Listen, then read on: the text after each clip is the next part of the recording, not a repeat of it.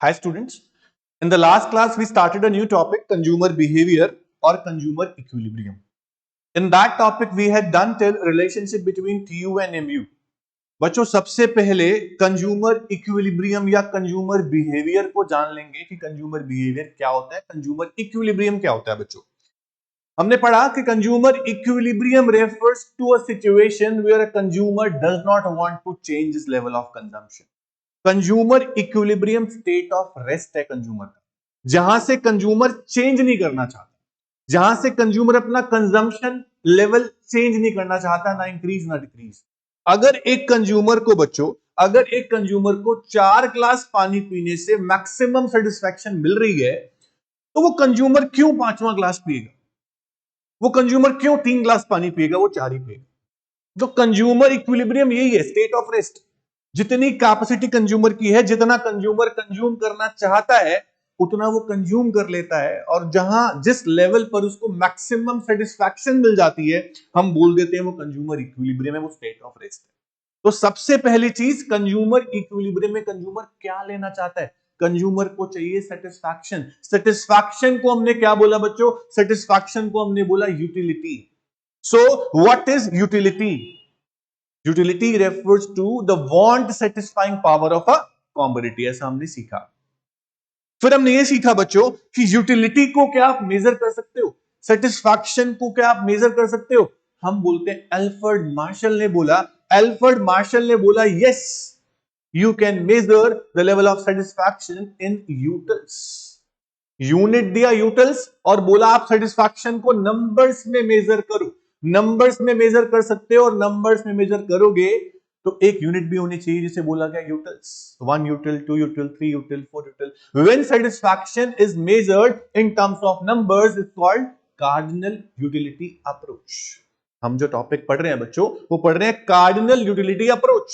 जब सेटिस्फैक्शन को आप नंबर्स में मेजर करते हो, ये अप्रोच दी अल्फ्रेड मार्शल। उसके बाद अब हमने पढ़ा, लास्ट टॉपिक जो हमने क्लास में किया वो था टीयू और एमयू का रिलेशन। तो बच्चों टीयू क्या है? TU refers to the total satisfaction by consumption of total units, and MU refers to the change in TU. MU is extra additional satisfaction by consumption of one more unit. Formula था TU n minus 1। इसी तरह से हमने बच्चों TU MU को complete किया, और with formula हमने इसको सीखा कि क्या होता है। फिर हमने देखा कि what is the relationship between TU and MU. TU और एमयू का क्या रिलेशन है? रिलेशन करने से पहले हमने ये देखा कि MU marginal utility at each successive unit. MU at each successive unit मतलब जब कंज्यूमर एक्स्ट्रा यूनिट्स कंज्यूम करता है, मोर एंड मोर यूनिट्स कंज्यूम करता है, वैसे वैसे कंज्यूमर की मार्जिनल यूटिलिटी मतलब जो सेटिस्फैक्शन लेवल है हर यूनिट का, वो फॉल होता जाता है, डिक्लाइन होता जाता है। इसे बोलते हैं लॉ ऑफ डीएमयू। सो आप देखिए, practical life, in real life में भी ऐसा होता है। हम कुछ भी कंज्यूम करते हैं मोर एंड मोर, चाहे कोई सर्विस हो, चाहे कोई गुड हो, हमारी सेटिस्फैक्शन कम होती जाती है एक्स्ट्रा कंज्यूम करते करते। कुछ एक्सेप्शंस हमेशा होते हैं हर चीज में। कुछ गुड्स ऐसे भी हैं जिसमें लॉ ऑफ डीएमयू एप्लीकेबल नहीं होता, but most of the cases में क्या होता है, क्या देखते हैं, हम एक्स्ट्रा कंज्यूम करते जाएंगे, हमारी एडिशनल सेटिस्फैक्शन कम होती जाएगी बच्चों। इसे ही बोला गया law of DMU, law of diminishing marginal utility, जो टॉपिक हमारा आज का है बच्चों। तो आज का जो न्यू टॉपिक है बच्चा, वो है लॉ ऑफ डीएमयू। ध्यान से सुनिएगा, what is law of DMU? क्या होता है law of diminishing marginal utility? ये लॉ किसने दिया? तो हम बोलेंगे गॉसेन्स। गॉसेन, इकोनॉमिस्ट, जर्मन इकोनॉमिस्ट गॉसेन। गॉसेन ने पहला लॉ अपना इसी पे दिया और बोला इसको law of diminishing marginal utility, also known as Gossen's first law. शुरू करते हैं बच्चों, what is law of DMU? तो सबसे पहले मैंने आपको क्या बोला बच्चों कि law of DMU is that law which states that as a consumer consumes more and more units, mu at each successive unit goes on decreasing. चलिए एग्जांपल से समझते हैं बच्चा, एग्जांपल से समझते हैं कि what is law of DMU. बहुत ध्यान से सुनिएगा बच्चों।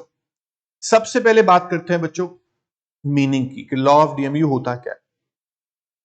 लॉ ऑफ डीएमयू होता क्या है बच्चा? It states that as a consumer as a consumer consumes as a consumer consumes more and more units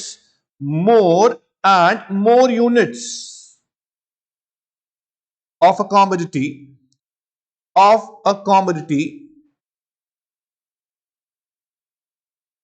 his additional satisfaction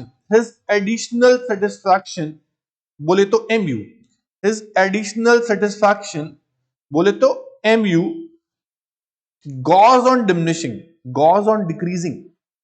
बच्चा जैसे जैसे consumer more and more consume करेगा वैसे वैसे कंज्यूमर की एडिशनल सेटिस्फैक्शन यानी कि MU goes on decreasing. How? Example लेते हैं बच्चा. फॉर एग्जाम्पल, बहुत ध्यान से सुनिएगा. फॉर एग्जाम्पल बच्चों, कभी आप गोलगप्पास खाने के लिए गए? हाँ, गोलगप्पास खाने के लिए गए, भैया गोलगप्पे खिलाओ 1 प्लेट. आपने ऐसा बोला, भैया 1 प्लेट गोलगप्पास खिला दो. आपने बोला भैया सूजी वाले गोलगप्पास खिलाना, आटे वाले नहीं, सूजी वाले गोलगप्पास खिलाना और मीठे पानी के साथ देना. आपने ऐसा बोला बच्चों. ओके, अब एक कंज्यूमर गोलगप्पास कंज्यूम कर रहा है. आप लोग कंज्यूमर हैं और आप गोलगप्पास कंज्यूम कर रहे हैं. आपकी कैपेसिटी होती है कि 4 खा सकता हूं या 5 खा सकता हूं या 6 खा सकता हूं, वो भी एक बारी में, बिना कोई टाइम गैप दिए, बिना कंजम्पशन में कोई ब्रेक दिए. ठीक है बच्चों? तो मान लीजिए आप लोग खा रहे हैं गोलगप्पास, आप यूनिट्स कंज्यूम कर रहे हैं गोलगप्पास की. मैंने लिखा बच्चों units of golgappas. Okay, units of golgappas. Pani puri बोलते हैं कई लोग इसको. हाँ, यूनिट्स ऑफ गोलगप्पास बोले तो पानी पूरी. आप लोगों ने क्या किया बच्चों? आप लोगों ने पहला फर्स्ट यूनिट ऑफ गोलगप्पा, फिर second, third, fourth, fifth and so on इस तरह आप कंज्यूम करते जा रहे हैं. बच्चों, जब फर्स्ट यूनिट पहला गोलगप्पा आपने खाया तो आपको जो इंडिविजुअल सेटिस्फैक्शन पहले यूनिट से मिली यानी कि MU, आपको पहले गोलगप्पा से, मान लीजिए बच्चों, देखो बहुत मन कर रहा था गोलगप्पा खाने का, बहुत ही मन कर रहा था, हम चले गए, पहला गोलगप्पा खिलाया भैया ने, हमने खाया, आहा मजा आ गया. पहला गोलगप्पा जो आपको सेटिस्फैक्शन देगा ना, भरपूर देगा, भर के देगा कि वाह मजा आ गया, पहला गोलगप्पा. तो फर्स्ट गोलगप्पा से मान लो बच्चा आपको मिली 10 यूटिल्स. कितनी मिली? 10 यूटिल्स. यूटिल्स क्या है बच्चों? यूटिल्स यूनिट है. सेटिस्फैक्शन को मेजर करने के लिए यूटिल क्या है? यूनिट है. मार्शल ने ऐसा बोला कि आप सेटिस्फैक्शन को यूटिल से मेजर कर सकते हो. ओके, और नंबर से मेजर कर सकते हो. तो आपको पहले गोलगप्पा से 10 यूटिल्स लेवल ऑफ सेटिस्फैक्शन मिली मान लीजिए. अब आपको भैया ने सेकंड गोलगप्पा खिलाया, आपको गोलगप्पास वाले भैया ने, पानीपुरी वाले भैया ने सेकंड गोलगप्पा खिलाया और आपको उससे 8 यूटिल्स सेटिस्फैक्शन मिली. मान लीजिए बच्चों 8 या 9 या 7 से मतलब नहीं है, हमें मतलब है इस चीज से कि सेकंड गोलगप्पा आपको पहले वाले गोलगप्पा से सेटिस्फैक्शन कम देगा. पहले वाला पानपुरी जो आपने खाया, पानीपुरी, उससे आपको 10 यूटिल मिली, दूसरे वाले से आपको उससे कम मिलेगी क्योंकि पहला जो गोलगप्पा था, पहली पानपुरी थी, वो आपको बहुत ज्यादा सेटिस्फैक्शन दे रही थी क्योंकि आपका बहुत मन था. इसका मतलब कि जब आप एक्स्ट्रा यूनिट, एक और यूनिट कंज्यूम करते हैं तो उससे मिलने वाली सेटिस्फैक्शन पहले वाली यूनिट की सेटिस्फैक्शन से बहुत कम होती है.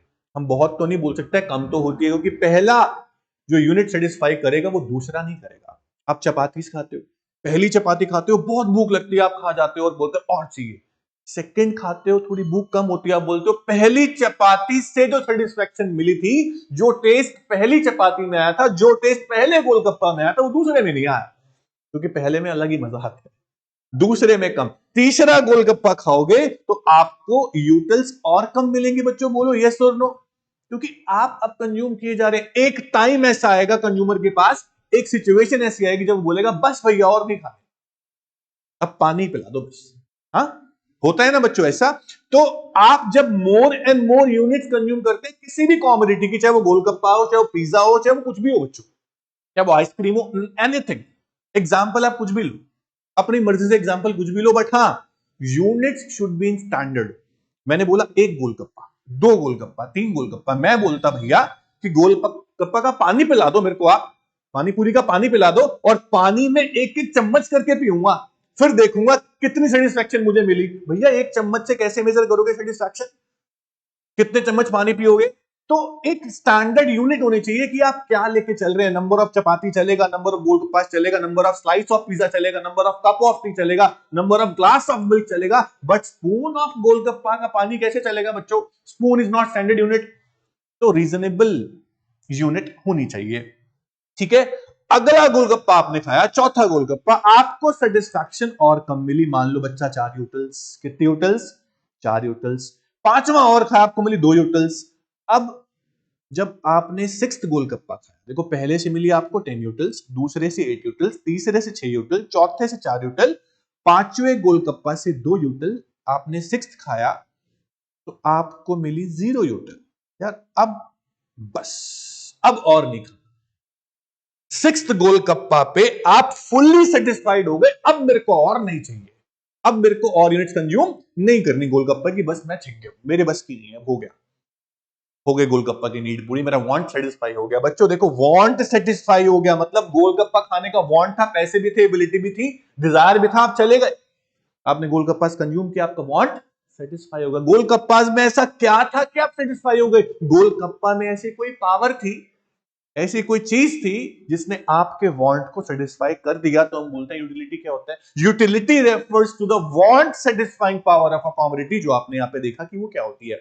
अच्छा, अगर मैं ये बोलता हूं कि आप गोलगप्पा खाने गए थे, जिसके साथ गए थे उसने आपको बोला, हे फ्रेंड एक और खा लो, नहीं भाई बस और नहीं, एक जबरदस्ती खिला दिया आपको, जबरदस्ती आपने गोलगप्पा, फोर्सफुली कंज्यूमर ने एक एक्स्ट्रा गोलगप्पा और खा लिया, उसकी सेटिस्फैक्शन जो होगी ना, वो अब पॉजिटिव नहीं होगी, उसका मन ही नहीं था, उसे जबरदस्ती खिलाया गया, उसे बोलेंगे हम डिसयूटिलिटी। उसको माइनस में सेटिस्फैक्शन मिलेगी, प्लस में तो नहीं मिल सकती, क्योंकि वो 6 गोलगप्पा पे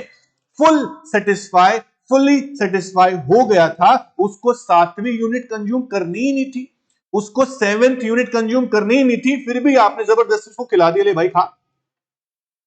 तो यहां पर हम बोलेंगे कि वो आ गया डिसयूटिलिटी में। किस में आ गया बच्चों? डिसयूटिलिटी में। इसको बोलेंगे हम डिसयूटिलिटी, जो नेगेटिव में आप देख रहे हो बच्चों।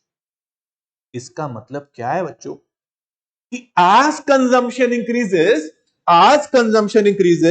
mu एडिशनल सेटिस्फैक्शन या इंडिविजुअल सेटिस्फैक्शन जो होती है एक यूनिट से, गोज ऑन डिक्रीजिंग, क्योंकि आप यूनिट ज्यादा से ज्यादा कंज्यूम करोगे, आपका वांट सेटिस्फाई होता जाएगा बच्चों। और एक पॉइंट ऐसा आएगा जहां पे आपका वांट फुल्ली सेटिस्फाइड हो जाएगा। Now you do not want to change the level of consumption। ना आप 6th गोलगप्पा से 7th पे जाना चाहते थे, ना आप 5 पे जाना चाहोगे, आपको सेटिस्फैक्शन पूरी पूरी मिल गई। इस पॉइंट को क्या बोलेंगे? जहां पे आपके एमयू 0 है, आप बोलोगे point of satiety, point of satiety, pronunciation आप कुछ भी कर सकते हो, पॉइंट ऑफ सटाइटी या पॉइंट ऑफ सेटिएटी। बच्चों यहां पे आपका एमयू 0 है। आपने क्या देखा? आपका एमयू पॉजिटिव था और फॉलिंग था, कब तक? जब तक आप कंज्यूम करना चाहते थे तब तक। जब आप कंज्यूम करना नहीं चाहते, आपकी सेटिस्फेक्शन आपको पूरी हो गई, आपका एमयू 0 आ गया। अब आपको फोर्सफुली कुछ कंज्यूम कराने को दिया जाएगा, खाने को दिया जाएगा, तो आपकी यूटिलिटी नेगेटिव में जाएगी बॉस, इसे बोलेंगे डिसयूटिलिटी। तो MU can be positive, MU can B 0 and MU can B negative also. So this is what, this is law of DMU. आपको याद रहना चाहिए बच्चों, एग्जांपल ऐसा लो कि आपको समझ में, आपको याद रहे। हमें सर ने बोला गोलगप्पा खाने, आज तो खा के आऊंगा। हाँ, उसके बाद बच्चों अब हम इसको पढ़ते हैं कि what is law of diminishing marginal utility.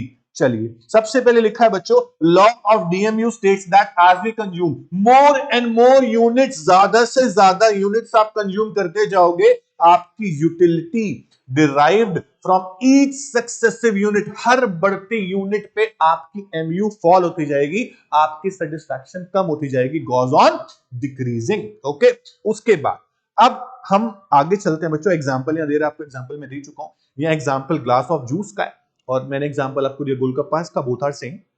तो सबसे पहले आपकी सेटिस्फैक्शन जो होगी बच्चों वो कम होती चली गई, ओके, हर बढ़ती यूनिट पे, इसे बोला हमने लॉ ऑफ डीएमयू। इसके बाद बच्चों एक छोटा सा स्टेटमेंट दे रहा है कि law of DMU has universal applicability, मतलब कि लॉ ऑफ डीएमयू हर तरह के गुड्स, हर तरह के सर्विस में एप्लीकेबल हो सकता है, बट कुछ एक्सेप्शंस होती हैं बच्चों, कुछ एक्सेप्शंस होती हैं बच्चों। उसके बाद आगे बोल रहा है, this law was first given by German economist H Gossen, this is why it is also known as Gossen's first law of consumption, this is called law of DMU. उसके बाद अब मैंने आपको बोला बच्चों कि अगर आपको कोई भी लॉ पढ़ना है, कोई भी थ्योरी प्रूव करनी है इकोनॉमिक्स के अंदर, तो आप कुछ अजम्पशन जरूर लेते हो बच्चों। अजम्पशन लिए बिना आप थ्योरी को प्रूव नहीं कर सकते, लॉ को प्रूव नहीं कर सकते। तो हर इकोनॉमिस्ट कुछ ना कुछ हमेशा अजम्पशन लेके चलता है कि मैं ये लॉ प्रूव करना चाहता हूं, तो मेरे को अजम्पशन लेनी पड़ी बच्चों। अच्छा एक बात बताओ, हम गोलगप्पा एग्जांपल ले रहे हैं, आप सच में क्या गोलगप्पा से मिलने वाली सेटिस्फैक्शन को मेजर कर सकते हो? बोलो, आप डेली गोलगप्पा खाते हो या 4 दिन में खाते हो या महीने में खाते हो, 2 महीने में खाते हो, आप क्या गोलगप्पा से मिलने वाली सेटिस्फैक्शन को मेजर कर सकते हो? बोलो, नहीं कर सकते।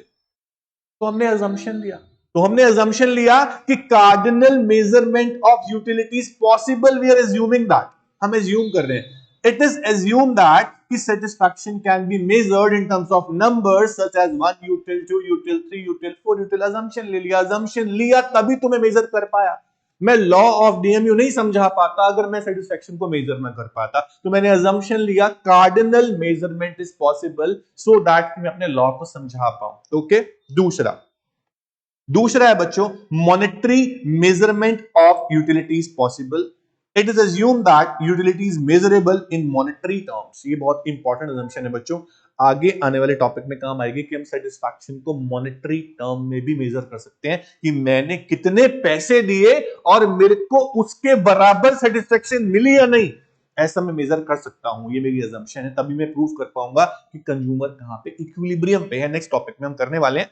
तीसरा अजम्पशन बच्चों इंपॉर्टेंट, कि कंजम्पशन जो कंज्यूमर कर रहा है ना वो रीजनेबल क्वांटिटी में करे। रीजनेबल क्वांटिटी मतलब units should be in standard, units should be in standard. बच्चों मैंने आपको बोला कि आप गोलगप्पा का पानी तो पी रहे हो, लेकिन स्पून स्पून करके पी रहे हो, ये कोई स्टैंडर्ड यूनिट नहीं है, रीजनेबल नहीं है। रीजनेबल क्या है कि आप जो आपको एक डोना मिलता है, कटोरी से मिलती है पानी पीने के लिए, उसमें आप पियो, उससे आप मेजर कर पाएंगे। लेकिन आप स्पून ऑफ गोलगप्पास का पानी, उससे कैसे सेटिस्फैक्शन को मेजर कर पाएंगे? Not standard unit, unit should be in standard. Okay, उसके बाद बोल रहा है, it is assume that reasonable quantity of the commodity should be consumed. For example, if you want to compare the mu of glass of water, not as spoon of water, बच्चों आप satisfaction major करना चाहते हो पानी से, तो glass of water पियो ना, स्पून स्पून करके पियोगे, कैसे मेजर करोगे सेटिस्फैक्शन को बच्चों? हाँ, बेवकूफी वाली बात हो जाएगी। तो बेवकूफी वाली बातें नहीं करनी है। Consumer is rational, consumer rational होना चाहिए, कंज्यूमर समझदार होना चाहिए, कंज्यूमर अपने डिसीजन को लेने में सक्षम होना चाहिए, कंज्यूमर अपनी सेटिस्फैक्शन को मैक्सिमम करना जानना चाहिए कि मैं कैसे कर सकता हूं, मैं समझदार हूं, मैं कर लूंगा, ऐसा कंज्यूमर होना चाहिए। ठीक है, तो यहां आपकी अजम्पशन मैंने बोली कंज्यूमर शुड बी रैशनल, वो अजम्पशन आपकी नंबर 6 है बच्चा, नंबर 6। ओके, उसके बाद अभी आते हैं हम एक अजम्पशन पे जो बहुत इंपॉर्टेंट है, there should be continuous consumption. जब कंज्यूमर गुड्स को कंज्यूम कर रहा है, जब कंज्यूमर गोलगप्पे खा रहा है ना, जब कंज्यूमर पानी पूरी खा रहे हैं ना, तो उसको बीच में गैप नहीं देना है, ब्रेक नहीं देना है। अगर एक कंज्यूमर 6 गोलगप्पा खा सकता है, उसने 3 गोलगप्पा खाने के बाद बोला भैया 10 मिनट रुक जाओ फिर खाऊंगा, 10 मिनट रुक जाओ फिर खाऊंगा। मतलब 10 मिनट बाद वो चाहता है कि मैं 3 गोलगप्पा और बचे हैं मेरे, मैं उसको 5 भी कर सकता हूं, मैं 6 भी कर सकता हूं, क्योंकि 10 मिनट का ब्रेक देने के बाद मेरे पेट में थोड़ी जगह और बन जाएगी, है ना। तो आपकी एमयू 3 गोलगप्पा के बाद फिर से बढ़ जाएगी, और जब वापस 10 मिनट बाद खाना शुरू करोगे फिर से कम होगी। मतलब कि कंटिन्यू फॉल तो नहीं हो रही, क्योंकि आपने गैप दे दिया। आपको अगर यह देखना है कि एमयू कंटिन्यू फॉल होता है, तो एमयू कंटिन्यू फॉल तब होगा जब आप कंटिन्यू कंजम्पशन करेंगे, कोई ब्रेक नहीं देंगे, कोई टाइम गैप नहीं देंगे बच्चों। ठीक है, तो कॉन्टिन्यूअस कंजम्पशन, चपाती खा रहे हैं, 3 चपाती खा ली, 1 घंटे का टाइम दे दिया, 2 चपाती बाद में खाऊंगा, मेरी 5 की कैपेसिटी है, तो आप ज्यादा खा सकते हैं। आपका एमयू बढ़ के फिर से कम होना शुरू हो जाएगा। तो आपको टाइम गैप नहीं देना, आपके कंजम्पशन में ब्रेक नहीं देना, कंटिन्यू कंज्यूम करना है, तभी आपका एमयू कंटिन्यू फॉल होगा, वरना फॉल नहीं होगा बच्चा। उसके बाद अजम्पशन है नो चेंज इन क्वालिटी। मैंने आपको बोला बच्चा, आप गोलगप्पास खाने के लिए गए और आपने सूजी के गोलगप्पास खाए, आटे के नहीं। आपने सूजी गोलगप्पास खाए, आटे के नहीं। इसका मतलब कि आप जब 5 या 6 गोलगप्पे खा सकते हैं, वो भी सूजी के, और आपने 3 गोलगप्पा सूजी के खाए, बोला भैया अब 3 गोलगप्पा आटे के खिलाना। कहीं ना कहीं सूजी और आटे के गोलगप्पास में डिफरेंस होता है हैवीनेस का। सूजी के गोलगप्पे भारी लगते हैं मुझे, हाँ, आटे के थोड़े सॉफ्ट हल्के लगते हैं, ज्यादा खा सकता हूं। तो अगर कंज्यूमर क्वालिटी चेंज करता है, अगर कंज्यूमर गुड्स की क्वालिटी चेंज करता है, तो कहीं वो ज्यादा कंजम्पशन ना कर जाए। वो 5 खा सकता था, वो 8 खा गया, उसने क्वालिटी चेंज कर दी, क्योंकि दोनों गुड्स की एमयू अलग अलग है। सूजी गोलगप्पा से मिलने वाली सेटिस्फेक्शन अलग है, आटा गोलगप्पा से मिलने वाली सेटिस्फेक्शन अलग है। तो आपको एक ही यूनिट रखनी है, दो अलग अलग यूनिट कंज्यूम कर रहे हो तो एमयू भी डिफरेंट हो जाएगा। ऐसा नहीं करना आप लोगों को, एक ही गुड लेके चलनी है, एक ही टाइम गैप नहीं होना चाहिए, कंटिन्यू कंजम्पशन करना है, क्वालिटी चेंज नहीं करनी है। अगर ग्लास में पानी पी रही हो तो ग्लास में ही पीना है, कटोरी पे नहीं आ जाना है। बहुत सारी चीजें हैं बच्चा, बहुत सिंपल है। तो no change in quality, okay. उसके बाद आप एज्यूम कर रहे हैं कि आपकी यूटिलिटी इंडिपेंडेंट है, इंडिपेंडेंट है। एक गुड की सेटिस्फैक्शन किसी दूसरी पे डिपेंड ना हो। अगर आप एक गुड कंज्यूम कर रहे हो, उसके साथ दूसरी भी चाहिए और वो दूसरी अवेलेबल नहीं है, तो आपको एमयू नहीं मिल पाएगा, आपको सेटिस्फैक्शन नहीं मिल पाएगा। तो हम एज्यूम कर रहे हैं यूटिलिटी इज इंडिपेंडेंट, तभी आप लॉ ऑफ डीएमयू किसी एक गुड का देख पाएंगे कि वो ऑपरेट हो रहा है, एप्लीकेबल हो रहा है या फिर नहीं हो रहा है। ठीक है बच्चों, उसके बाद एक और अजम्पशन है MU of money remains constant. ये अजम्पशन आपको समझ में आएगी बच्चों। देखो, अगर कंज्यूमर के पास 5 रुपए हैं बच्चों, कंज्यूमर के पास 5 रुपए हैं, कंज्यूमर ने 5 रुपए में से 3 रुपए स्पेंड कर दिया, बचे 2 रुपए। जब हमारे पास पैसे कम बचते हैं ना बच्चों, हमें वो लगता है कि अरे वो तो बहुत ज्यादा है यार, जो पैसे कम है ना मेरे लिए बहुत इंपॉर्टेंट है, पैसे बहुत है, बहुत पैसे है, कोई सेटिस्फैक्शन नहीं। पैसे बहुत कम बचे हैं, अब मेरे को डर है कि ये मेरे पैसे खत्म ना हो जाए। मेरे कम बचे हुए पैसे मेरे को ज्यादा सेटिस्फैक्शन देते हैं, ऐसा होता है ना। पर यहां पे हम ज्यूम कर रहे हैं सारे पैसे, जितने भी पैसे आपके पास है, बचे हुए, खर्च हुए या आने वाले, सारे पैसे, सबकी सेटिस्फैक्शन सेम है। MU of money remains constant. पैसों की सेटिस्फैक्शन आप यहां पे कांस्टेंट रखेंगे, ना ज्यादा मिलेगी ना कम मिलेगी, पैसे स्पेंड करने हैं। ठीक है, ध्यान रखिएगा। उसके बाद एक अजम्पशन और है बच्चा, इंपॉर्टेंट, वेरी इंपॉर्टेंट। आपकी इनकम और आपके प्राइस, कंज्यूमर की इनकम और कंज्यूमर जो चीज कंज्यूम कर रहा है उसके प्राइस चेंज नहीं होने चाहिए। फॉर एग्जाम्पल, आप गोलगप्पा खा रहे थे, भैया ने बोला भैया 3 गोलगप्पा आपने खा लिए, 5 रुपए का एक गोलगप्पा था, आपने 3 खा लिए, 15 रुपए के हो गए। अब अगला गोलगप्पा आपको 7 रुपए का दूंगा। भैया ऐसा क्यों? अगर 5 वाला गोलगप्पा 7 का हो गया, मेरे पास तो पैसे अब है नहीं, मैं तो 5 रुपए के हिसाब से आया था आपके पास 6 गोलगप्पा खाने 30 रुपए लेके। मेरे को 6 गोलगप्पा खाने थे, 5 रुपए का एक था, मैं 30 रुपए लेके आ गया। भैया ने बोला प्राइस अब बढ़ गया, 3 गोलगप्पा खाने के बाद एकदम से कैसे प्राइस बढ़ गया? तो कंज्यूमर 6 गोलगप्पास अपने नहीं कंज्यूम कर पाएगा, वो लॉ ऑफ डीएमयू एप्लीकेबल नहीं हो पाएगा जो आगे तक जा सकता था। तो प्राइस बढ़ने पर यूनिट्स कम कंज्यूम होंगी, पर हम तो ये बोल रहे हैं कि as a consumer consume more and more units. अगर प्राइस इतने बढ़ गए कि consumer more and more units consume ही नहीं कर पा रहा, तो कैसे एमयू फॉल दिखेगा आपको, कैसे एमयू फॉल होगा, बोलो बच्चों। इसलिए प्राइस चेंज नहीं होने चाहिए, प्राइस रिमेन कांस्टेंट। कंज्यूमर की इनकम भी कांस्टेंट, इनकम बढ़ गई तो वो अच्छी गुड्स पे चला जाएगा, गिवन गुड को छोड़ सकता है जो वो ऑपरेट कर रहा है जिसमें लॉ ऑफ डीएमयू। तो आपकी इनकम और प्राइस दोनों कांस्टेंट रहनी चाहिए, एजम्पशन है। और कंज्यूमर को हर चीज की परफेक्ट नॉलेज होनी चाहिए। कौन सी कॉमोडिटी कितनी सेटिस्फेक्शन देगी मुझे पता होना चाहिए, कौन सी कॉमोडिटी मेरे को मैक्सिमम सेटिस्फाई करेगी मुझे पता होना चाहिए, कौन सी कॉमोडिटी का कितना प्राइस है मुझे पता होना चाहिए। ये परफेक्ट नॉलेज होगी तभी हम लॉ ऑफ डीएमयू ऑपरेट कर पाएंगे। बच्चों इसको पढ़ो, देखो क्या लिखा है। It is assumed that consumer knows the different goods on which his income can be spent and the utility that he is likely to get out of such consumption. It means that the consumer has perfect knowledge about various choices available to him.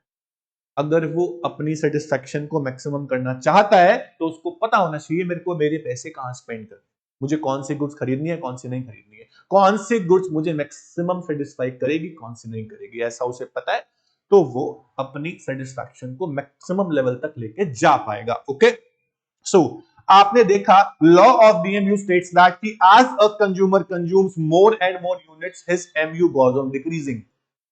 अब इसको आपने table से भी देखा, जैसा आपने यहां table बनाया, इसी टेबल को बच्चों अगर मैं ग्राफ में रिप्रेजेंट करूं, अगर मैं इस टेबल को ग्राफ में रिप्रेजेंट करूं तो मैं यहां लिखता हूं units of golgappas, units of पानी पूरी। ओके,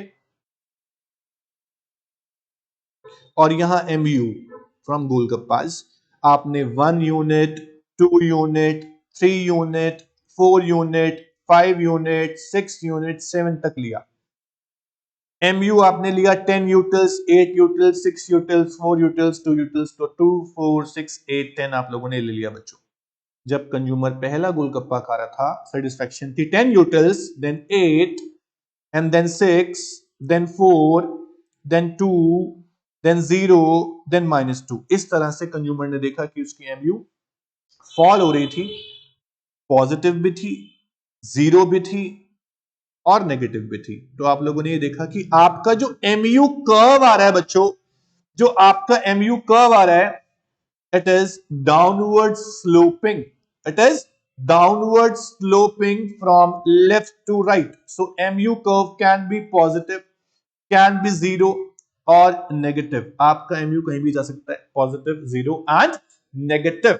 सो नोट्स पे आते हैं बच्चों। नोट्स क्या बोलते हैं? नोट्स बोलते हैं कि एमयू कर्व जो होता है वो डाउनवर्ड स्लोपिंग होता है फ्रॉम लेफ्ट टू राइट, क्योंकि आपका एमयू जो है वो कॉन्टिन्यूसली फॉल हो रहा है। So MU is continuously falling, MU curve slope downward showing that कि MU is falling. This is law of DMU. जहां आपका एमयू जीरो होता है बच्चा, उसे बोलते हैं point of satiety, point of satiety इसको आप बोल सकते हो, ये आप ध्यान रखिएगा। सो यहां तक आपको क्लियर है बच्चों? बोलो, समझ में आया तक आपको कि क्या था? अब एक बात और सुनो बच्चों, कुछ ऐसे एक्सेप्शनल केसेस हैं, कुछ ऐसे एक्सेप्शनल केसेस हैं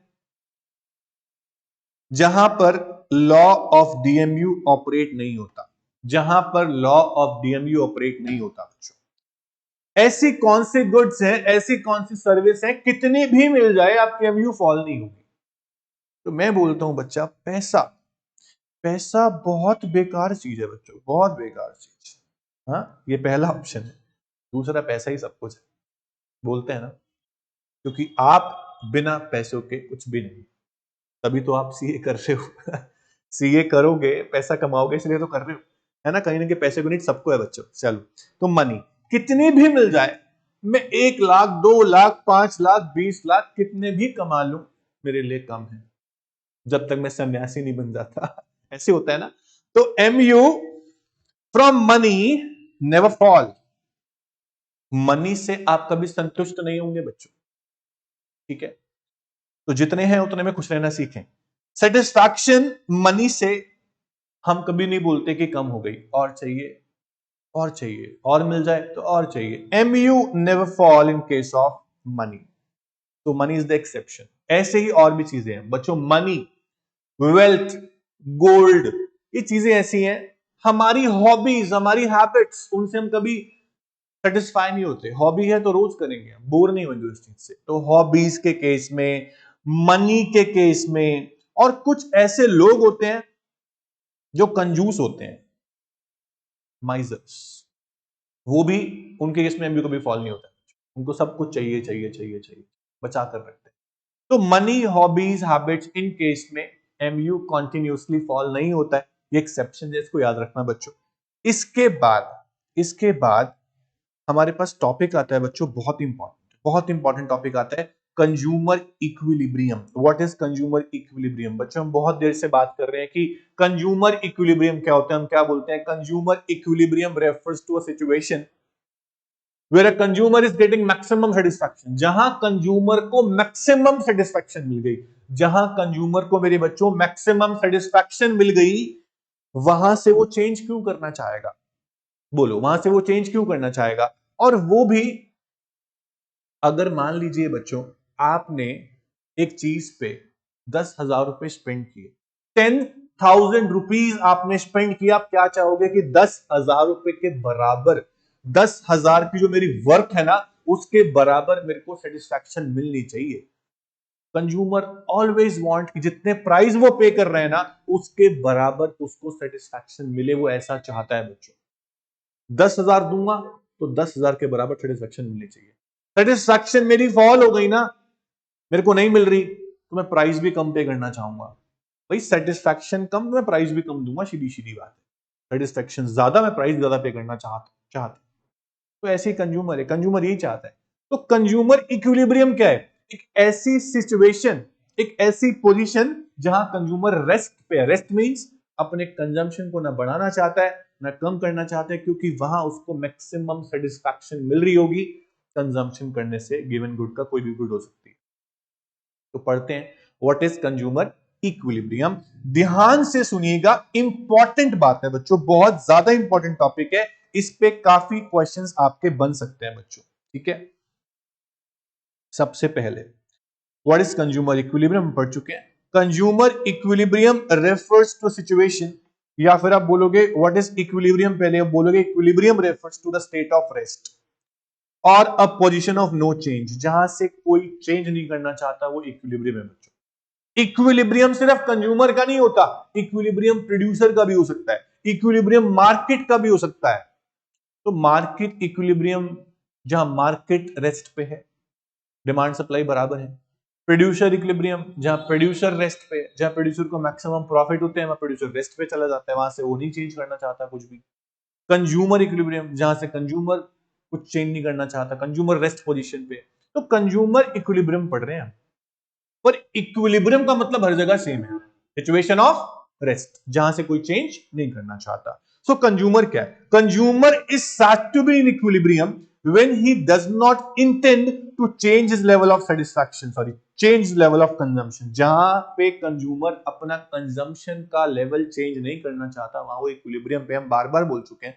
तो consumer equilibrium refers to a situation when a consumer is having maximum satisfaction and with limited income has no tendency to change his way of existing expenditure। जिस expenditure पे वो अभी है, अगर उस एक्सपेंडिचर पे उसको मैक्सिमम सेटिस्फैक्शन मिल जाती है, तो वहां से वो चेंज नहीं करना चाहेगा, किसी भी कीमत पे चेंज नहीं करना चाहेगा बच्चा। सो कंज्यूमर इक्विलिब्रियम को हम दो तरह से समझा सकते हैं बच्चा, बहुत इंपॉर्टेंट है, सुनिएगा ध्यान से। कंज्यूमर इक्विलिब्रियम टॉपिक को इस चैप्टर में हम दो तरीके से समझा सकते हैं। पहला केस, जब कंज्यूमर सिर्फ एक गुड कंज्यूम कर रहा है, single good. So consumer spend his entire income on single commodity, ये आपका single commodity case, case one. दूसरा केस है consumer is consuming two commodities, ये दूसरा केस है। हम पहले फर्स्ट केस करेंगे, सेकंड केस करेंगे कि अगर कंज्यूमर एक ही गुड कंज्यूम कर रहा है, तो सिंगल कॉमोडिटी के केस में कंज्यूमर कहां पर इक्विलिब्रियम पे होगा, कब इक्विलिब्रियम पे होगा और क्या पोजीशन है उसकी, और वहां से वो चेंज क्यों नहीं करना चाह रहा। अगर वो चेंज करेगा तो क्या होता है, हम सब कुछ पढ़ेंगे। तो चलिए कंज्यूमर इक्विलिब्रियम शुरू करते हैं in case of single good. Is very very important topic, बच्चा ध्यान से सुनिएगा, इंपॉर्टेंट बहुत ज्यादा है। Consumer equilibrium in case of single commodity, ठीक है। So consumer equilibrium in case of single commodity हम शुरू करने जा रहे हैं बच्चों। The law of DMU can be used to explain consumer equilibrium in case of single commodity. Therefore, all the assumptions of law of DMU are taken as assumption of consumer equilibrium in case of single good. अगर आपको single commodity case समझाना है बच्चों, तो आपको help लेनी पड़ती है लॉ ऑफ डीएमयू की, क्योंकि लॉ ऑफ डीएमयू ये बोलता है कि as a consumer consumes more and more units, his additional satisfaction goes on decreasing. उस लॉ की हेल्प लेके आप समझाएंगे कंज्यूमर इक्विलिब्रियम क्या होता है इन केस ऑफ सिंगल गुड। ध्यान रखिएगा, कंज्यूमर एक गुड कंज्यूम कर रहा है, सिंगल गुड कंज्यूम कर रहा है सिर्फ। चलिए, सबसे पहली चीज, कितने यूनिट्स कंज्यूमर कंज्यूम करेगा किस पे डिपेंड करता है, बोलो कितने यूनिट्स कंज्यूमर कंज्यूम करेगा, ये किस पे डिपेंड करता है? ये डिपेंड करता है कमोडिटी का प्राइस कितना है, कमोडिटी का प्राइस कितना है, और उस कमोडिटी से कंज्यूमर को कितनी सेटिस्फैक्शन मिल रही है उस पर डिपेंड करता है वो कितने यूनिट्स कंज्यूम करेगा। तो दो फैक्टर है बॉस, सबसे पहला एक्सपेक्टेड प्राइस कितना है कमोडिटी का, और दूसरा उस यूटिलिटी, उस कमोडिटी से कितनी यूटिलिटी आपको मिलने वाली है, expected satisfaction. So what is expected, what is actual, both are different. तो सबसे पहले अगर आपको इक्विलिब्रियम डिटरमाइन करना है बच्चों, तो कंज्यूमर कंपेयर करेगा प्राइस को, जो गुड वो कंज्यूम कर रहा है, और उससे मिलने वाली सेटिस्फैक्शन को, मतलब की यूटिलिटी को। मैंने आपको बोला बच्चों कि कंज्यूमर हमेशा ये देखता है कि मैं जितने प्राइस दे रहा हूं उसके बराबर मेरे को सेटिस्फैक्शन मिल रही है कि नहीं। मतलब कमोडिटी का प्राइस डिसाइड करता है और कमोडिटी से मिलने वाली सेटिस्फैक्शन डिसाइड करती है कि कंज्यूमर कहां पे स्टॉप करेगा। So both the things are important, two things are there. Number one, price of a commodity, number two, MU from that commodity, कितनी मिलने वाली है। दोनों को कंपेयर करेंगे, प्राइस को और एमयू को। सिंपल है बच्चों, कितने प्राइस कंज्यूमर दे रहा है और कितना बेनिफिट उसको मिल रहा है, दोनों कंपेयर करेगा। दोनों बराबर है मान लीजिए, जितने प्राइस दिए उतना बेनिफिट, अरे बस इससे अच्छा क्या हो सकता है। तो कंज्यूमर को यही चाहिए, जितना प्राइस उतना बेनिफिट, उतनी सेटिस्फैक्शन चाहिए बच्चों। बहुत इंपॉर्टेंट है, कंडीशन रखो बस, जितना प्राइस कंज्यूमर पे कर रहा है, जितना प्राइस कंज्यूमर पे कर रहा है उसके बराबर उसको सेटिस्फैक्शन मिल जाए, इससे बढ़िया कोई बात ही नहीं। अगर प्राइस ज्यादा है एमयू से, ऑब्वियस कंज्यूमर कंज्यूम नहीं करना चाहेगा, उस सिचुएशन पे आना नहीं चाहेगा। अगर एमयू ज्यादा है प्राइस से, आप बोलोगे तो बहुत बढ़िया बात है सर, प्राइस कम दिए सेटिस्फैक्शन ज्यादा मिल रही है, इससे अच्छी क्या बात हो सकती है। पर हम बोल रहे हैं what is equilibrium, what is balance. Balance क्या होता है, ना कुछ ज्यादा ना कुछ कम, ना एमयू ज्यादा ना प्राइस ज्यादा, हमें बैलेंस दिखाना है। ओके चल, तो being a rational consumer, being a rational consumer, he will be at equilibrium when marginal utility is equal to the price paid for that commodity। यही बात मैंने आपको बोली बच्चों, जितनी MU है उतने ही प्राइस होने चाहिए, जितना प्राइस कंज्यूमर ने पे किया है उसके बराबर उसको सेटिस्फैक्शन मिलनी चाहिए। नाउ अब एक बहुत ही important, very very very important चीज क्या आती है बच्चों, प्राइस होता है रुपीज में, प्राइस होता है रुपीज में, एमयू होता है यूटिल्स में। एमयू किस में होता है, यूटिल्स में। प्राइस रुपीज में है, एमयू यूटिल्स में है, तो बोलो मैं कंपेयर कैसे कर सकता हूं, मैं नहीं कर सकता। मैं रुपीज को और यूटिल्स को कंपेयर नहीं कर सकता, both the units are different. How can I compare height and weight बच्चों, आई कांट। तो consumer can't compare rupees with utils, या तो रुपीज को कन्वर्ट करना पड़ेगा यूटिल्स में, या तो यूटिल्स को कन्वर्ट करना पड़ेगा रुपीज में। बट हमने assumption पढ़ी लॉ ऑफ डीएमयू में कि हम मान के चल रहे हैं कि utility can be measured in monetary terms. हम सेटिस्फैक्शन को मॉनेटरी टर्म में मेजर कर सकते हैं, ऐसा हमने देखा। तो अब क्या कीजिएगा, आप यूटिलिटी को रुपीज में कन्वर्ट कर दो, फिर कंपेयर करो। यूटिलिटी को रुपीज में कन्वर्ट कर दो, फिर कंपेयर करो। Sir how can I convert? Sir मैं कैसे कन्वर्ट करूंगा यूटिलिटी को रुपीज में? एक फॉर्मूला हमारे पास है बच्चों, सब कुछ है, ध्यान से सुनिए। अब सुनिए बात क्या बोल रहा है। We know marginal utility is expressed in utils. Okay, सबसे पहली बात, एमयू किस में होता है? यूटिल्स में। Price is expressed in terms of money. Price किस में होता है? मनी में। However, marginal utility and price can be effectively compared only when both are stated in same units. हम दोनों को कंपेयर तब कर सकते हैं जब दोनों सेम यूनिट्स में हो बच्चा। So how to convert MU in rupees? Utility को मनी में कन्वर्ट कैसे करेंगे बच्चों? जितनी आपको MU मिल रही है, जितनी आपको मार्जिनल यूटिलिटी मिल रही है बच्चों, उसको आप डिवाइड कर दीजिएगा। उसको आप डिवाइड कर दीजिएगा किस चीज से? ध्यान से सुनिएगा, MU ऑफ 1 रुपी से। आपको 1 रुपया स्पेंड करने से, अल्फ्रेड मार्शल बोलते हैं बच्चों, आपको 1 रुपया, गॉस सेइंस का भी लॉ है, वही बोलते हैं, आपको 1 रुपया स्पेंड करने से कितनी सेटिस्फैक्शन मिलती है वो देख लो पहले। जब आपको पता चल जाएगा कि आपको 1 रुपया स्पेंड करने से कितनी सेटिस्फैक्शन मिलती है, उस सेटिस्फैक्शन को आप यूज करो एज अ डिनोमिनेटर। मतलब कि MU को आपको डिवाइड करना है किससे? जो सेटिस्फैक्शन आपको 1 रुपी से मिलती है उससे।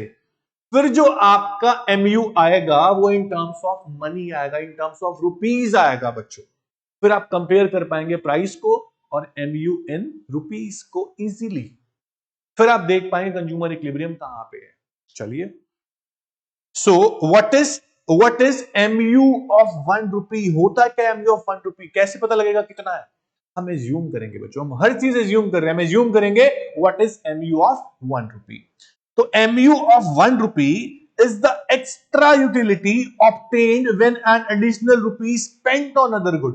जब हम 1 रुपया स्पेंड करते हैं ना एक्स्ट्रा, तो 1 रुपया और स्पेंड करने से मेरे को एडिशनल सेटिस्फैक्शन कितनी मिली? वो है MU of rupee, MU of money, MU of 1 रुपी, वो आपको चाहिए। तो एज यूटिलिटी सब्जेक्टिव, आप लोगों ने पढ़ा यूटिलिटी का नेचर कैसे सब्जेक्टिव है, क्योंकि वो डिफरेंट होती है place to place, time to time, है ना, पर्सन टू पर्सन। तो it is assume that consumer himself define the MU of 1 rupee. Consumer खुद डिसाइड करेगा कि 1 रुपया एक्स्ट्रा स्पेंड करने से मेरे को कितनी MU मिलती है। तो एज अ कंज्यूमर मैं एज्यूम कर लेता हूं कि 1 रुपया स्पेंड करने से मेरे को मान लो 2 यूटिल्स मिलती है, 2 यूटिल्स, मैंने एज्यूम कर लिया ऐसा, ठीक है। ऐसा आप भी एज्यूम कर सकते हो। तो MU ऑफ 1 रुपी, देखो आपको बच्चों 3 चीजें चाहिए। आपको MU ऑफ 1 रुपी निकालने के लिए, या आपको लॉ जो है हम पढ़ रहे हैं सिंगल कॉमोडिटी केस, वो प्रूव करने के लिए आपको 3 चीज इंपॉर्टेंट है। सुनिएगा ध्यान से बच्चों, हम टॉपिक पढ़ रहे हैं consumer equilibrium. Consumer equilibrium in case of single good, in case of single good, ठीक है बच्चा। सिंगल गुड के केस में कंज्यूमर इक्विलिब्रियम पे कब होगा? तो सबसे पहली चीज हमने बोला what is the condition. Condition क्या है, कहां पर कंज्यूमर इक्विलिब्रियम पे होगा? सबसे पहले अजम्पशन है बच्चों। अजम्पशन ये है कि आप जो अजम्पशन आपके लॉ ऑफ DMU की थी, cardinal measurement is possible, price remain constant, income remain constant, utility can measure in terms of money, satisfaction को आप मनी में मेजर कर सकते हो। ऐसी सारी अजम्पशन जो लॉ ऑफ DMU में थी, आप सारी अप्लाई यहां पे करेंगे। उसके बाद कंज्यूमर कब इक्विलिब्रियम पे होगा? कंज्यूमर का स्टेट ऑफ रेस्ट कब होगा बच्चों? जितने प्राइस कंज्यूमर पे करना चाह रहे हैं ना, उसके बराबर उसको MU मिलने चाहिए, उसके बराबर उसको MU मिलने चाहिए। अब ये जो है, ये होता है मनी की टर्म में, इन टर्म्स ऑफ मनी, मतलब रुपीज। यूनिट क्या है? रुपीज। ये होता है यूटिल्स में, किसमें होता है? यूटिल्स में, तो आपको इस यूटिल्स को कन्वर्ट करना है। क्या करना है? कन्वर्ट करना है इन terms of money, in terms of rupees. तब जाके आप इन दोनों को कंपेयर कर पाओगे बच्चा। आपको इन दोनों को कंपेयर नहीं करना है, आपको इन दोनों को कंपेयर करना है। जो एमयू बाद में आएगा ये एमयू होगा इन टर्म्स ऑफ रुपीज। आपको इस वाले एमयू को कंपेयर करना है इस प्राइस से, तो इसे कंपेयर करना है बच्चों आपको। तो कंज्यूमर इक्विलिब्रियम को फाइंड आउट करने के लिए, कंज्यूमर कहां पर इक्विलिब्रियम पे है, उसके लिए आपको प्राइस और MU in terms of rupees को कंपेयर करना है, ना कि MU in terms of utils को। इसे कंपेयर नहीं करना, क्योंकि रुपीज और यूटिल्स कंपेयर नहीं कर सकते आप। तो पहले आपको फाइंड आउट करना पड़ेगा how to find out MU in terms of rupees. मैंने फॉर्मूला बताया आपको बच्चों। सबसे पहले आपको एज्यूम करना पड़ेगा कि एमयू ऑफ 1 रुपी कितना है। 1 रुपया स्पेंड करने से आपको कितनी सेटिस्फैक्शन मिलती है, भी आप एज्यूम कर लो बच्चों। एज्यूम्ड, इसे एज्यूम कर लिया। उसके बाद आपको चाहिए बच्चों MU in terms of rupees. आपको चाहिए इन टर्म्स ऑफ रुपीज, आपको एमयूएक्स चाहिए इन टर्म्स ऑफ रुपीज। तो आप क्या कर रहे हैं, सिंपल एमयू जो यूटिल्स में था उसको आप डिवाइड कर रहे हैं। आप एमयू को डिवाइड कर रहे हैं बच्चों, आप एमयू को डिवाइड कर रहे हैं किससे? एमयू ऑफ 1 रुपी से, एमयू ऑफ 1 रुपी से। अगर आप एमयू को डिवाइड कर देंगे एमयू ऑफ 1 रुपी से, तो आपको जो एमयू मिलेगा वो मिलेगा MU in terms of rupees, जिसे बोलेंगे आप एमयू एक्स। आपको ये चाहिए। उसके बाद आप पीएक्स को और एमयू एक्स को आमने सामने रख के कंपेयर कर पाएंगे कि ज्यादा मिला है कम। तो पहले फाइंड आउट क्या करना है आपको, एमयू एक्स। प्राइस आपको गिवन है, एज्यूम कर लेंगे आप। तो अब देखिए कैसे प्रूफ करेंगे consumer equilibrium through the table. बहुत ही इंपॉर्टेंट, बहुत आराम से समझाऊंगा, ध्यान से सुनिएगा बच्चों, बने रहिएगा। सबसे पहले लिखा बच्चों मैंने यूनिट्स। क्या लिखा? यूनिट्स। यूनिट्स के बाद लिखा मैंने बच्चों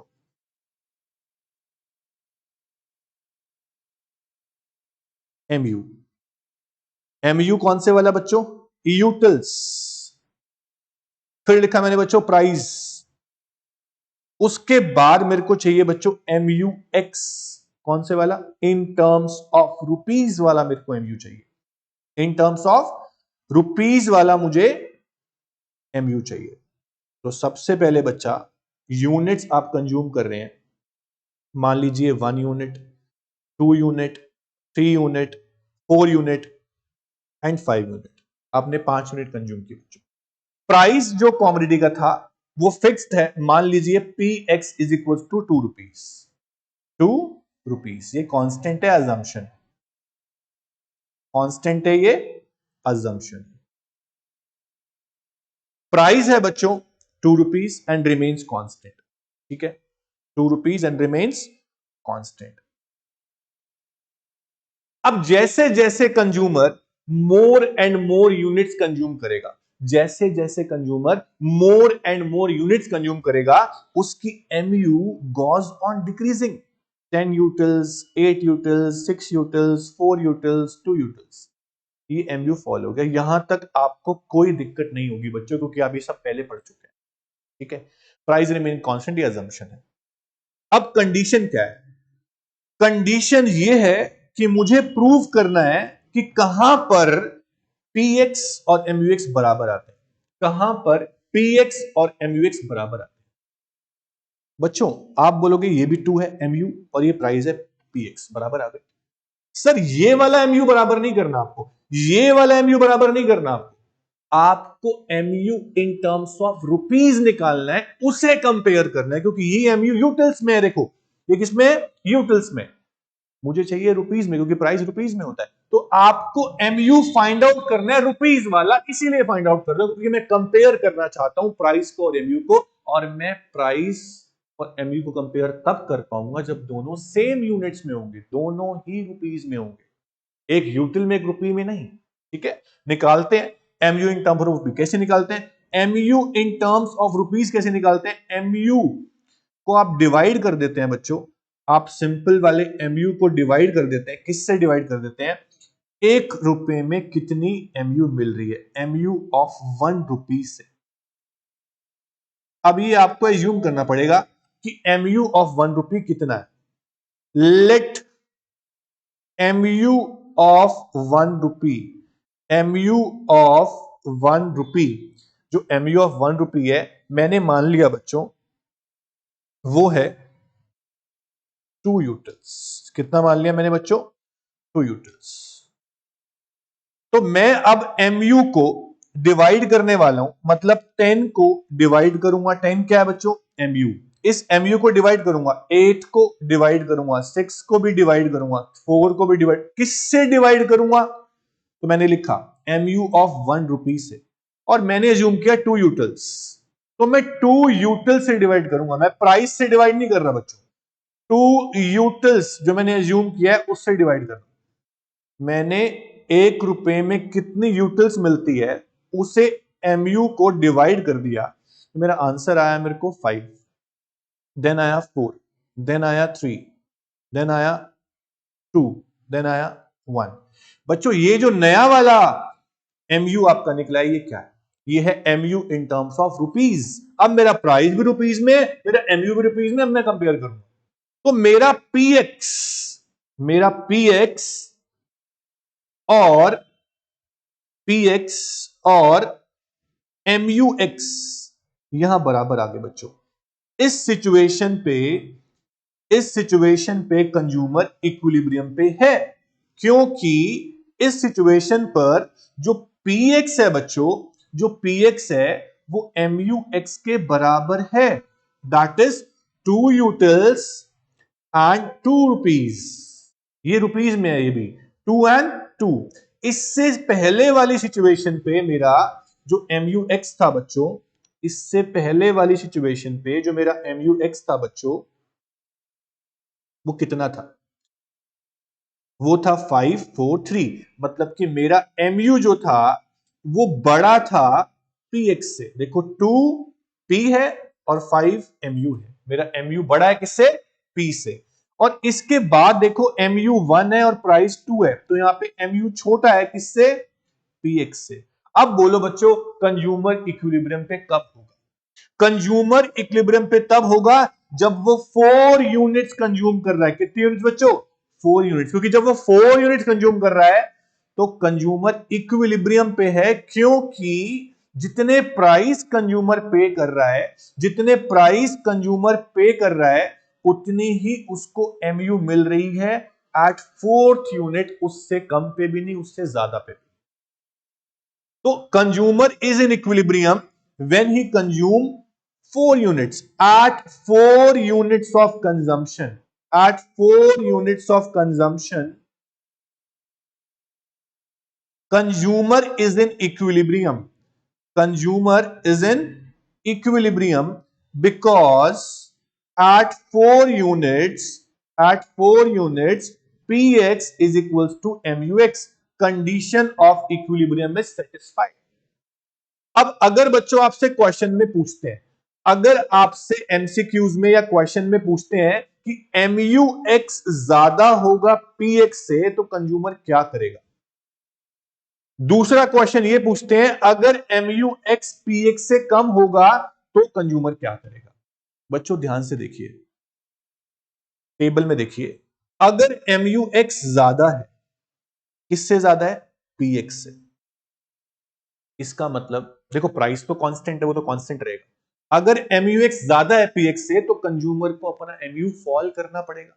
सेटिस्फैक्शन यानी बेनिफिट जो मिल रहा है वो ज्यादा है कॉस्ट से। कंज्यूमर 2 रुपए पे कर रहा है, MU ज्यादा मिल रहा है, benefit is more than the cost. ये बैलेंस नहीं है। आपको इक्विलिब्रियम पे आना है तो MU को फॉल करना होगा, और MU फॉल तब होगा जब कंज्यूमर अपना कंजम्पशन बढ़ाएगा, क्योंकि as consumption increases MU fall. जैसे जैसे कंजम्पशन बढ़ेगा 1 से 2 यूनिट्स, 2 से 3 यूनिट्स, तो MU फॉल होगा। MU फॉल तब तक कंज्यूमर करना चाहेगा अपना जब तक MU प्राइस के बराबर यहां तक नहीं आ जाता। तो बच्चों अब क्या लिखोगे कि as we see if MUX more than PX it means benefit is more than the cost. Benefit is more than the cost. To reach the equilibrium position, consumer will consume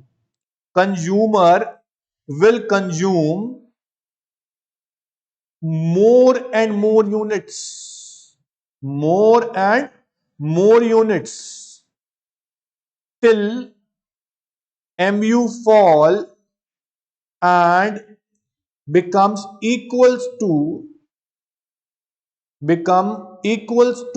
PX। जब तक PX और MUX बराबर नहीं आएंगे तब तक consumer more and more consume करता रहेगा, जिससे कि MU फॉल होगा, और MU जब फॉल होगा तब तक फॉल करेंगे जब तक MU और PX बराबर नहीं आ जाते, जैसा कि आपने टेबल में देखा।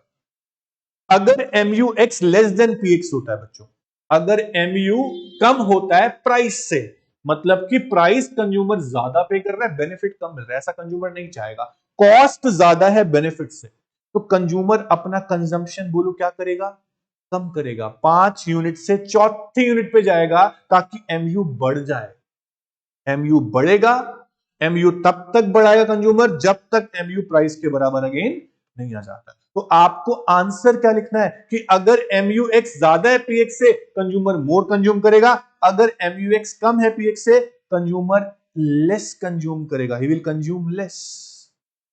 ये बहुत इंपॉर्टेंट आंसर है, वो लेस कंज्यूम करेगा जब तक, यानी till MUX becomes equals to PX. This is what the consumer equilibrium case of single commodity. अब देखो नोट्स पे आते हैं बच्चों, बहुत ही इंटरेस्टिंग टॉपिक था ये। तो यहां पर आपको जो टेबल दी है बच्चों वो इस तरह से दी है, MU 20 16 10 4 0 -6, प्राइस एज्यूम कर लिया हमने 10 रुपीज कांस्टेंट।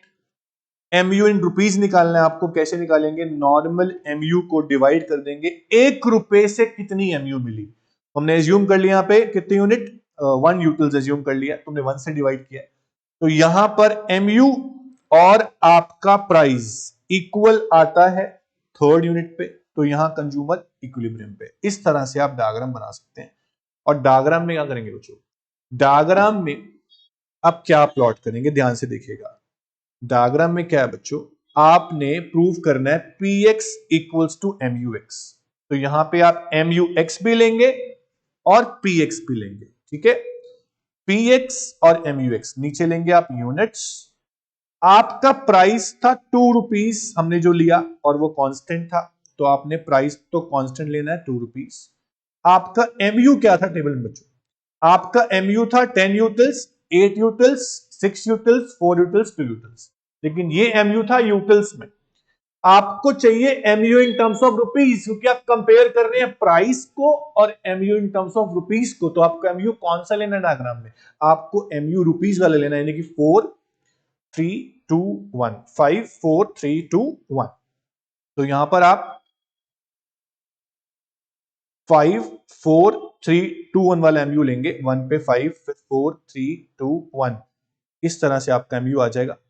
तो इस सिचुएशन पर जब कंज्यूमर 4 यूनिट्स कंज्यूम कर रहा है तो आपका MU बराबर है PX के, उससे पहले आपका MU ज्यादा है PX से, उसके बाद आपका MUX कम है PX से। तो कंज्यूमर इक्विलिब्रियम पर कब होता है, जब MU और PX बराबर होते हैं, इसे बोलते हैं consumer equilibrium in case of single good, ठीक है बच्चों। इसके बाद नेक्स्ट टॉपिक जो आता है बच्चा, वो आता है consumer equilibrium in case of two commodity case. Two commodity case को करने से पहले बच्चों 1 कमोडिटी केस को बहुत अच्छे से आपको रिवाइज करना है ताकि 2 कमोडिटी केस में दिक्कत ना आए। तो आज हम लोगों ने क्या क्या किया बच्चे, आज सबसे पहले हमने शुरू किया law of DMU, law of diminishing marginal utility. Very interesting topic it was. आपने एग्जांपल लिया गोलगप्पास का, पानी पूरी का। आपने देखा कि जैसे जैसे आप मोर एंड मोर कंज्यूम करते हैं आपकी एमयू फॉल हो जाती है। उसके बाद कुछ अजम्पशंस करी लॉ ऑफ डीएमयू की, फिर हमने देखा कि डायग्राम यानी कर्व जो एमयू का वो डाउनवर्ड स्लोपिंग होता है, क्योंकि as consumption increase MU fall. ठीक है, तो MU can be positive, it can be zero और नेगेटिव। फिर हमने ये देखा कि in case of single good consumer equilibrium पर कब होता है। तो कंडीशन एक ही थी कि आप ये सिचुएशन देखोगे जब कंज्यूमर की जो सेटिस्फैक्शन है, जो एमयू है, जो बेनिफिट है, वो प्राइस के बराबर कहां पे आ रहा है। जब पीएक्स और एमयू एक्स बराबर आएंगे कंज्यूमर कहां होगा, इक्विलिब्रियम पे होगा। पर एमयू कौन से वाला, एमयू रुपीज वाला, क्योंकि यूटिल्स को और रुपीज को आप कंपेयर नहीं कर सकते। आप एमयू को रुपीज में कन्वर्ट कर सकते हो। कैसे कन्वर्ट किया हमने नॉर्मल एमयू, यूटिल्स वाले एमयू को डिवाइड किया एक रुपए से कितनी एमयू मिल रही है उससे, एमयू ऑफ 1 रुपीज से। तो आपका एमयू नए वाला आ गया जो MU in terms of rupees आ गया। आपने उसको कंपेयर किया प्राइस से, फिर देखा कंज्यूमर कहां पर, इक्विलिब्रियम पर है। अगर एमयू एक्स ज्यादा है पीएक्स से तो बेनिफिट ज्यादा है कॉस्ट से, कंज्यूमर कंजम्पशन को बढ़ाएगा ताकि एमयू फॉल हो, और तब तक फॉल करेगा जब तक बराबर ना आ जाए। ऐसा ही लेस देन पीएक्स में भी आप कर सकते हैं, कंजम्पशन को आप कम कर सकते हैं ताकि एमयू बराबर आ जाए। तो वन कॉमोडिटी केस बहुत इंटरेस्टिंग था। नेक्स्ट क्लास में हम लोग करेंगे बच्चों two commodity case, MU in case of two goods हम लेके चलेंगे, और वहां पर हम देखेंगे कंज्यूमर इक्विलिब्रियम दो गुड्स के केस में कहां लाई करता है, और अगर इक्विलिब्रियम नहीं है तो कंज्यूमर को क्या करना चाहिए। उसे बोलते हैं हम law of equi marginal utility also. ठीक है, तो आज की क्लास को यही क्विट करते हैं। Thank you, take care.